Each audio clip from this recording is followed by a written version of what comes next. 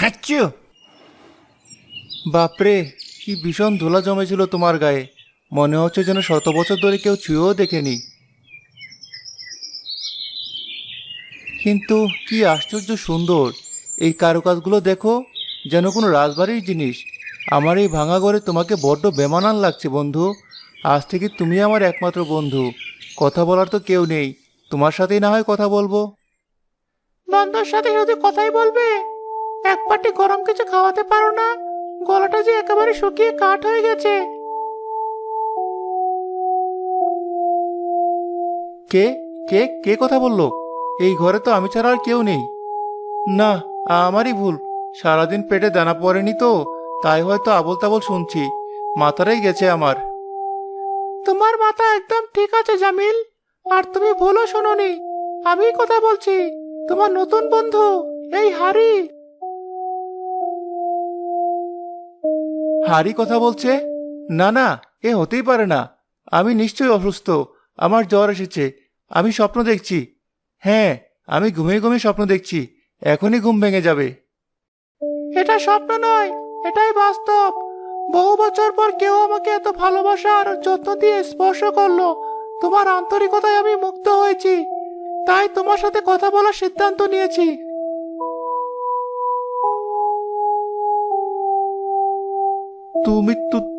তুমি কে? তুমি কি জিনিস? কোনো জিন বা পরি নও তো, যে আমার ক্ষতি করতে এসেছো?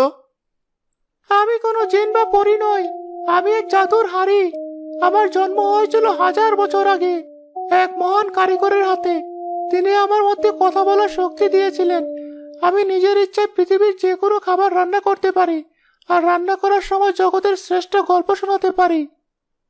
রান্না করতে পারো? নিজে নিজে? আগুন ছাড়া, জল ছাড়া? আমার জন্য ওসবের প্রয়োজন হয় না। আচ্ছা, সে কথা যাক। তোমার পেট যেমন গুড়গুড় করে ডাকছে, খুব খিদে পেয়েছে বুঝি? হ্যাঁ, খুব খিদে পেয়েছে। কাল রাতে এক টুকরো শুকনো রুটি খেয়েছিলাম, তারপর থেকে পেটে আর কিছু পড়েনি। কিন্তু আমার এই গরিবের ঘরে তো রান্না করার মতো কিছু নেই। একদানা চাল নেই, এক চিমটি নুনও নেই। সে নিয়ে তোমায় এক বিন্দুও চিন্তা করতে হবে না। তুমি শুধু হুকুম করো কি খেতে চাও, তোমার যা মন চায় তাই রান্না করে দেব। পোলাও, বিরিয়ানি, কোরমা, কালিয়া, নাকি একদম সাধারণ আলু ভর্তা দিয়ে গরম ভাত? সত্যি বলছো? তুমি আমার সাথে ঠাট্টা করছো না তো? আমার মতো গরিবের সাথে এমন মজা করাটা কি ঠিক? আমার মতো জ্ঞানী হারি কি কখনো ঠাট্টা করে? একবার পরীক্ষা করে দেখো।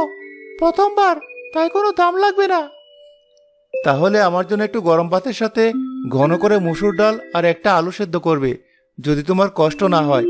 অনেকদিন এমন সাধারণ খাবারও খাই না। ব্যাস, এই সামান্য আবদার?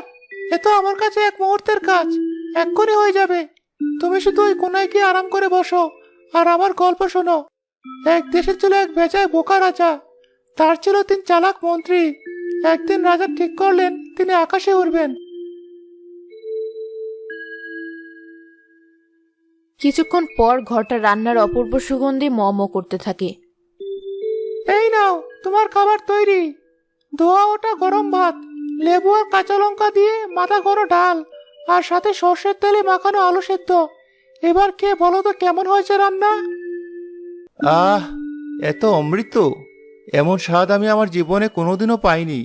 মনে হচ্ছে যেন আমার মৃত মা নিজের হাতে রান্না করে খাইয়ে দিচ্ছে। তুমি তো শুধু জাদুর হাড়ি নও, তুমি আমার মা, আমার বাবা, আমার বন্ধু, আমার সবকিছু। আমিও তোমার মতো একজন সৎ ও সরল মনের বন্ধু পেয়ে খুব খুশি হলাম জামিল। আজ থেকে তোমার আর কোনো চিন্তা নেই।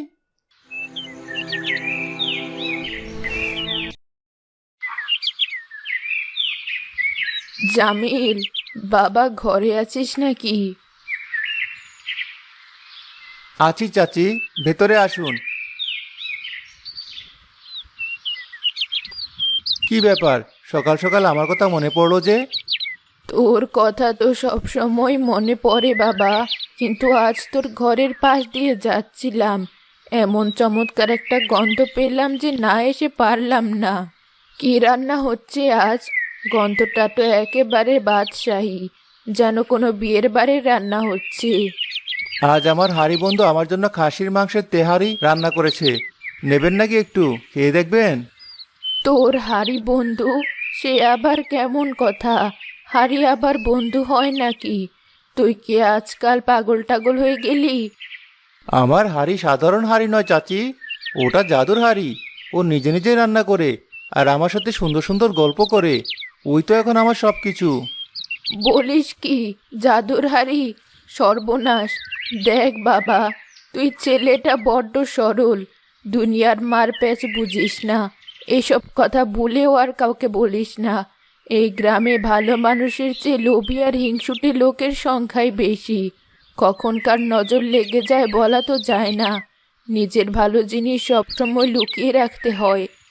আপনি একদম চিন্তা করবেন না চাচি, আমি আপনাকে ছাড়া আর কাউকে বলিনি। আপনি তো আমার মায়ের মতো, আপনার কাছে কিসের লুকোচুরি? নিন, এই বাটিতে করে আপনার জন্য একটু তেহারি তুলে দিই, খেয়ে দেখবেন আমার বন্ধুর হাতে রান্না কেমন। সৃষ্টিকর্তা তোর ভালো করুক বাবা।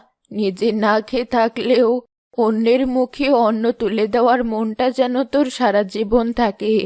আমি চলি, কিন্তু আমার কথাটা মাথায় রাখিস, সাবধানের মার নেই।